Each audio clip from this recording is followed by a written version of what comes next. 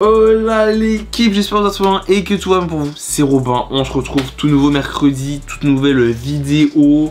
Voilà, aujourd'hui vidéo spéciale les gars, je pense que vous avez tous vu qu'on est enfin arrivé aux 1000 abonnés l'équipe. Merci à vous, merci à tout un chacun, à ceux qui se sont abonnés, ceux qui sont encore là, ceux qui sont plus là, ben les gars revenez, on a repris le service. Et voilà, et ceux qui sont nouveaux, qui arrivent sur la chaîne, bah, bienvenue à vous. Voilà, hein, installez-vous, posez-vous, petit coca, petit chips et tout, et ça se met bien. Aujourd'hui, j'avais envie d'un tout nouveau concept l'équipe, parce que bah, déjà 1000 abonnés, déjà hein, pour fêter, un petit nouveau concept, c'est plutôt sympa. Et en plus de deux, je me suis dit, est-ce qu'on pourrait faire un nouveau concept avec un truc que j'ai déjà fait, tu vois? Et j'ai réfléchi, et comme vous avez pu voir dans le titre, il y a thread d'horreur IA. Alors non, c'est pas un thread d'horreur dû à, enfin, avec l'IA dedans, c'est juste que c'est ChatGPT qui a créé. C'est là où je me suis dit, attends, un petit truc où les abonnés pourraient aider, tu vois, tout ça. Qu'est-ce qui pourrait se faire? Et ben j'ai réfléchi les gars, et je me suis dit, vous savez quoi, on va faire aujourd'hui, j'ai fait deux histoires, ok, deux histoires perso que j'ai fait et tout, voilà, avec un thème, voilà, je les ai créés moi. Mais là, c'est la nouveauté, c'est que vous, dans les commentaires, vous avez décidé du prochain thème, voilà. Du coup, dans les commentaires, je vous attends, vous mettrez chacun votre thème, et les deux plus likés seront les histoires de la prochaine fois. Voilà, en clair, à chaque fois, je prendrai dans les commentaires deux thèmes. Bien sûr, on n'hésite pas, le petit abonnement, le like, le partage, ça fait toujours plaisir. Et comme dit, je vous attends en commentaire pour les thèmes de la prochaine fois. Voilà, là c'est votre taf à vous. Voilà. Bon, du coup, pour la première histoire, l'équipe, on se retrouve simplement avec l'histoire de Lucas. Lucas, simplement, qui est un jeune homme, voilà, qui s'est décidé à aller s'installer dans un appartement.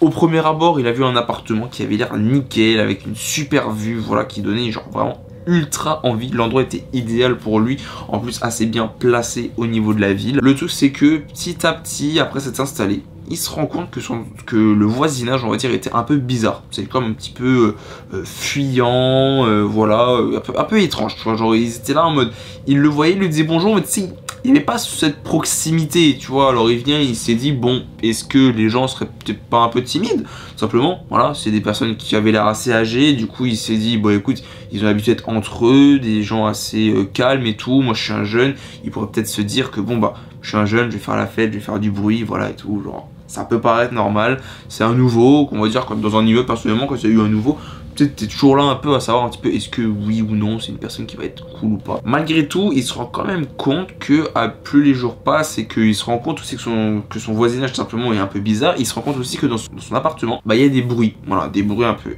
étranges, voilà, surtout le soir, la nuit quand il dort, simplement des petits grattements sur les murs, des bruits qui courent, enfin voilà, tout ça. Et tout simplement il vient, il se dit c'est un peu étrange, ce qui paraît logique. Du coup il commence un petit peu à réfléchir, à se dire bon attends, ça paraît bizarre, quand même il y a ça, je me rends compte que bon bah il y a personne qui bon vient vers moi pour en parler, je vais essayer de m'informer. Voilà ce qu'il a fait, il s'est dit bon bah écoute, je vais aller m'informer un petit peu sur l'appartement, qu'est-ce qu'il y a eu, qu'est-ce qui a pu se passer, parce que bah ça hante quand même toutes ses nuits depuis un bon moment, et surtout son sommeil qui fait que du coup bah il dort très mal. En faisant ses recherches, il se rend compte au fur et à mesure qu'il s'est bien passé des choses bizarres dans cet immeuble, surtout aux anciens propriétaires de l'appartement. Simplement les anciens propriétaires à chaque fois ils ont eu des bails ou alors ils ont dû partir ou alors ils ont dû carrément mourir. Bizarre tout ça. Le reste de l'immeuble reste assez genre bah flou par rapport à tout ça, parce que tout simplement bah, y a personne qui vient vers lui, personne qui l'accueille. Voilà, ok, certes à la base bon tu peux être un peu distant parce que tu es une personne, on va te dire, tu te dis bon c'est un immeuble calme, il y a un jeune qui arrive, et à un moment frérot, bon allez vers lui quoi, genre faites pas non plus les aigris en mode non on reste dans notre coin, on ne bouge pas, on reste comme ça. Du coup il se rend compte qu'il y a eu des bails un peu bizarres dans cet appartement là, et qu'est-ce qu'il fait? Bah du coup il commence un peu à psychoter, hein, ce qui paraît logique. Eureka, on sait pas par quelle magie ou quelle chose a pu s'arriver, bah en fait simplement bah les d'autres familles, voilà, des anciens propriétaires ont décidé de mettre en place un détective privé.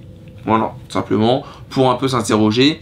J'imagine des gens où malheureusement ben il y a eu sûrement un défunt, et du coup ben, ils ont voulu peut-être avoir une enquête pour savoir qu'est-ce qui s'est passé, et on va dire peut-être un petit peu être rassuré, ou tout simplement au moins avoir la finalité de l'histoire de pourquoi est-ce que ces gens sont morts. Et avec ce détective privé, du coup Lucas décide de s'informer à fond et de mener leur enquête.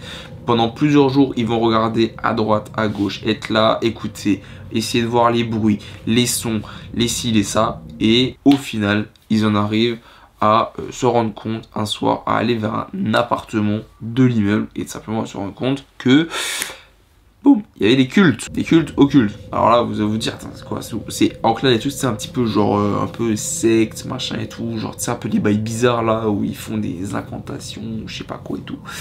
Le truc, c'est que vu que ça durait depuis plusieurs années, ça faisait du coup, eux, ils étaient dans leur groupe, ils faisaient leur bail normal, ok. Mais le truc, c'est que, à contrario, il y avait les gens du coup de cet appartement-là qui étaient à chaque fois des nouveaux. Voilà, comme Lucas à l'heure actuelle, ils étaient tous nouveaux, ce qui fait que, ils étaient tous à chaque fois genre pas dans le groupe. Ce qui fait que, qu'est-ce qui se passait? C'était à eux qui leur arrivait des bails, très simplement, ok. Avec du coup le détective privé et se rendant compte après interrogation des différents voisins de Lucas, cette secte tout simplement qui est là. Et qu'est-ce qu'ils font? Ils vont du coup à la police pour présenter le cas, parce que logiquement il faut arrêter ça. C'est un peu, c'est pas vraiment le top, tu vois, genre il y en a un qui est mort, il y en a un qui doivent partir, pas vraiment le top au niveau de l'histoire de cet immeuble là, et surtout de cet appartement là précisément, ok. Je rappelle qu'il y a quand même Lucas qui est censé vivre là-dedans, et pour l'instant il est pas vraiment au top de sa forme pour vivre là-dedans, ok. Ce qu'il fait, c'est que du coup il voit la police, il présente les faits, il présente les preuves qu'ils ont tout simplement de tout ça. La police du coup s'est rendue là-bas et a tout simplement arrêté les personnes. Malgré tout, malgré le fait que du coup cette histoire soit terminée, Lucas reste quand même assez genre pessimiste sur le fait de pouvoir vivre dans cet appartement là, simplement parce qu'il y a eu pas mal d'histoires, il s'est quand même chargé, on va dire, en énergie, et ce qui fait qu'il se dit que bon, c'est quand même pas top de vivre là-dedans, et aussi que tout simplement son histoire fait que même à lui, vis-à-vis des voisins, fait que bon, ça l'a un petit peu genre comment dire, un peu freiné vis-à-vis d'habiter dans cet appartement là, ce qui fait qu'il a décidé de partir et voilà, de vivre très bien sa vie. Au final, c'est pas rigolo. Du coup, faites gaffe, hein, voilà, même si là c'est déjà GPT, j'en ai déjà vu dans ce Threadrunner qui avait des bails comme ça, ok, hein, voilà, du coup faites gaffe à vos voisins, ok, on sait jamais, hein, les petits vieux là et tout, ils sont sympas, ils sont mignons, mais au final, à tout le monde, ces petits filous, ils font des petites conneries comme ça, et après on se retrouve dans un bail bizarre. Bon l'équipe, maintenant c'est parti pour la deuxième histoire, du coup, le cambriolage. Tout simplement, on se retrouve pour une histoire où il n'y a pas de nom. Du coup, on va appeler la personne Jean. Du coup, Jean, simplement, a décidé de tout simplement aller à la campagne, voilà, pour un petit week-end de tranquillité, lui et sa famille, parce que, il avait l'habitude d'être en ville, voilà, il habitait en ville, tu connais, je pense, ceux qui habitent dans les grandes villes, que ce soit Strasbourg, Paris, moi je dis Strasbourg parce que c'est chez moi, mais sinon Paris, Marseille et autres, tout simplement dans les villes. Bon, faut avouer, c'est tout le temps la course, il y a du bruit, il y a du trafic, enfin voilà. Parfois un petit week-end à la campagne pour être tranquille, c'est vrai que ça peut être sympa, sauf du coup pour cette nuit-là, pour Jean, où tout simplement il nous explique qu'il s'est retrouvé dans la merde, voilà. Il s'est retrouvé tout simplement dans une situation où il y avait un cambrioleur, voilà. Du coup, il était en train de dormir à ce moment-là, voilà, c'était une petite nuit. Et il était tout simplement en train de dormir et bizarrement il se fait réveiller par un bruit. Alors à ce moment là, tu sais, t'es un peu dans les vapes et tout ça, un peu pareil. Du coup il était là un peu à vouloir savoir ce qui était le vrai du faux, dû au sommeil, dû à tout ça. Jusqu'au moment où il y a un second bruit, tout simplement, second bruit qui fait que il est un petit peu pris de panique. Il se rend compte que c'est bien réel, qu'il y a bien un bruit chez lui à l'heure actuelle. Et il se demande simplement qu'est-ce qu'il se passe, qui fait que du coup il descend l'escalier parce que lui était à l'étage, la personne du coup, enfin les bruits en tout cas étaient au rez-de-chaussée. Il se dit du coup qu'il va descendre pour voir simplement est-ce qu'il y a quelqu'un, est-ce qu'il y a personne, voilà. Malheureusement pour lui, en descendant l'escalier, il voit bien une silhouette dans le salon en train d'essayer de se dissimuler, à vouloir être calme, enfin à surtout vouloir ne pas être bruyant. Malgré tout il fait quand même du bruit, ce qui paraît logique, hein. Voilà, il fait nuit noire, on est en pleine campagne frérot, il doit être genre très tard dans la nuit, ce qui fait qu'il n'y a pas un bruit à l'horizon, il n'y a même pas un voisinage, ce qui fait que du coup il n'y a pas de bruit. Ensuite on a du coup notre cher Jean qui vient et qui du coup est complètement glacé par la peur, parce que frérot, t'es en pleine nuit, petit week-end et tout, frérot, t'as un gars en face de toi, tu ne sais pas qui c'est, il est de dos, si à tout le monde il se retourne, il est peut-être armé, on sait pas. Ce qui fait que du coup Jean se dit bon peut-être se diriger vers la cuisine pour essayer de trouver de quoi se défendre. Bon, habituellement, qu'est-ce qu'on fait? On cherche un couteau à ce moment-là, hein, voilà. Bah, notre sergent, bah, il a peur, hein, voilà, comme n'importe qui. Je pense que vous, comme moi, là, à ce moment-là, on sera à peu près de panique. Ce qui fait que du coup, il tremble énormément. Et à force de trembler, ben, il arrive même pas à saisir quelque chose pour essayer de se défendre. En plus, à tout moment, la personne peut très bien être là, derrière moi, à côté, enfin, arriver, et du coup,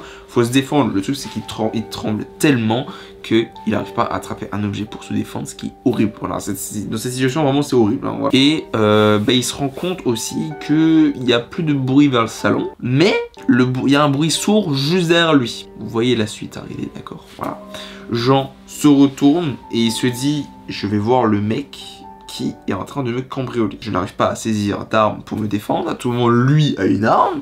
Je suis dans la merde. Voilà. Il se retourne et au final, un peu pour lui, je sais pas si c'est vrai ou pas, tu vois, genre, mais pour lui, en tout cas, c'était encore plus terrifiant parce qu'il voyait du coup un mec cagoulé et il voyait pas le visage, tu vois, genre c'était, vu qu'il y avait la lueur de la nuit qui faisait que bah, c'était très sombre, bah, il voyait même pas le visage, tu voyais juste un homme, une silhouette sombre, cagoulée. Et voilà.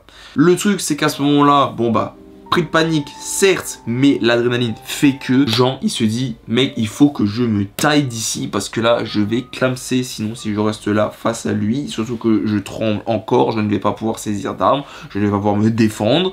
Frérot, il faut que je me casse. Voilà. Du coup, qu'est-ce qu'il fait?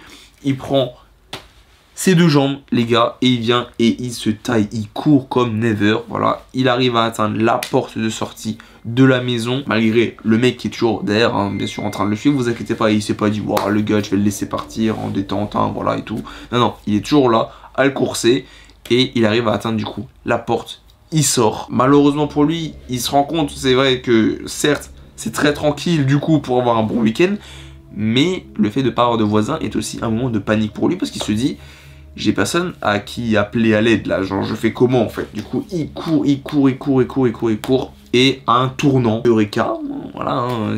L'histoire de ChatGPT c'est vraiment Eureka, c'est vraiment beaucoup de chance à ce moment là à chaque fois, mais bon, Eureka, une voiture de patrouille de police simplement, hein, voilà. Alors est-ce que peut-être c'est fait de manière fréquente, peut-être pour ceux qui habitent à la campagne, vous pourrez me dire, ceux qui habitent à la campagne, c'est un peu reclus, vous pourrez peut-être me dire, est-ce que c'est vrai ou pas qu'il y a des petites voitures de patrouille qui passe parfois pour un petit peu voir comment que ça se passe et tout.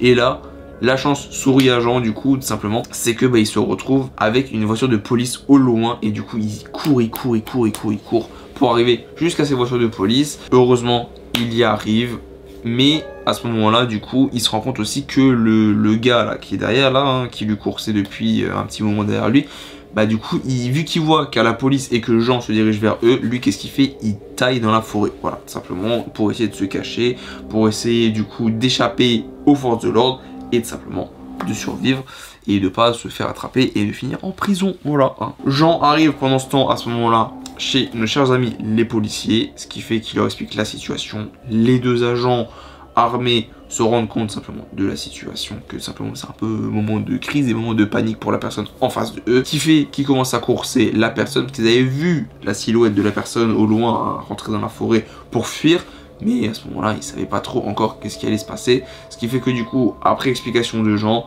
ils ont commencé à courser la personne, après plusieurs moments, voilà, hein, ils nous expliquent que bon, il y a quand même pas mal de temps qui est passé jusqu'à ce qu'ils trouvent la personne, mais finalement, ils ont trouvé la personne, ils l'ont arrêté, au final, plus de peur que de mal, heureusement, j'ai envie de dire, parce que bon, il y avait quand même lui, Samif, dans la maison. D'ailleurs, il n'y a que lui qui est parti, je comprends pas pourquoi il n'y a personne d'autre qui s'est dit, tiens, il y a du bruit. Jean est sain et sauf, Samif aussi.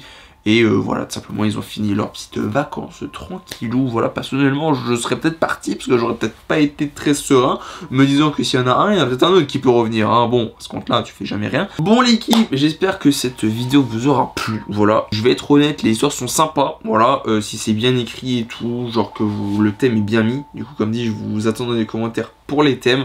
Voilà, je sélectionnerai les deux avec le plus de likes ou alors ceux qui ont été le plus pertinents. On n'hésite pas, bien sûr, le petit like, le petit partage et de s'abonner. Voilà, sur ce, c'était Robin. Peace tout le monde, à la semaine prochaine pour une nouvelle vidéo. Ciao.